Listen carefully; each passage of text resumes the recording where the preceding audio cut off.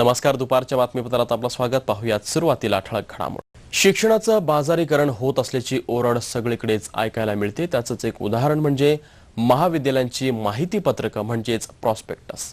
या प्रॉस्पेक्टसची किंमत हल्ली इतकी वाढली आहे की गरिबांना तर सोडाच, मध्यमवर्गीयांसाठीही ती घेणं कठीण झालंय.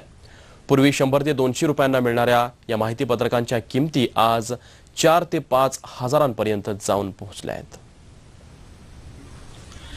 महाविद्यालय माहिती पत्रकांकडे व्यवसायाच्या दृष्टिकोनातून पाहू लागली आहेत. अनेक कोटींचा नफा ते या व्यवसायातून कमावत आहेत. विद्यार्थ्यांना आकर्षित करू शकेल अशी माहिती पत्रकं बनवली जात आहेत. नामांकित महाविद्यालयाच्या प्रवेश परीक्षेसाठी लाखोंनी विद्यार्थी बसतात. त्यामुळे माहिती पत्रकांच्या विक्रीतून महाविद्यालयांना कोट्यवधींचा नफा होतो. पण गरीब कुटुंबातला विद्यार्थी या महागड्या शिक्षणापासून वंचित राहतो. मुझे लगता है कि इस मामले में गवर्नमेंट ने कोई पॉलिसी बनानी चाहिए.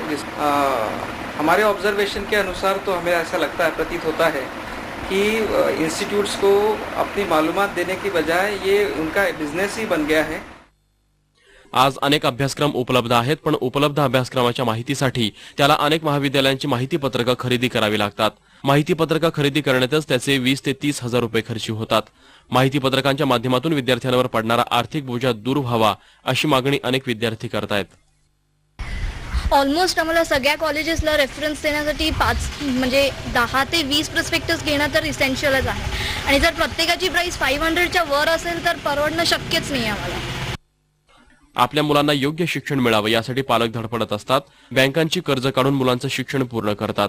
पण आजच्या शिक्षणाच्या बाजारीकरणाला तेही त्रासले आहेत. त्यामुळे आजचं शिक्षण फक्त श्रीमंतांसाठीच का असा प्रश्नही ते उपस्थित करतात.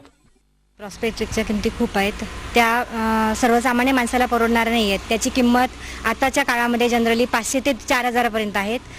आणि एका सर्वसामान्य माणसांना त्या किमती आपल्या आवाक्यात असायला हव्यात, म्हणजे 100 ते 200 रुपयाच्या दरम्यान पाहिजेत.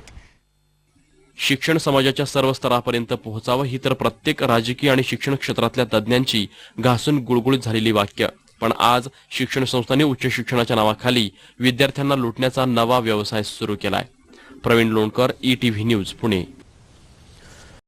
दुपारच्या बातमीपत्रात इथेच थांबूयात. नमस्कार.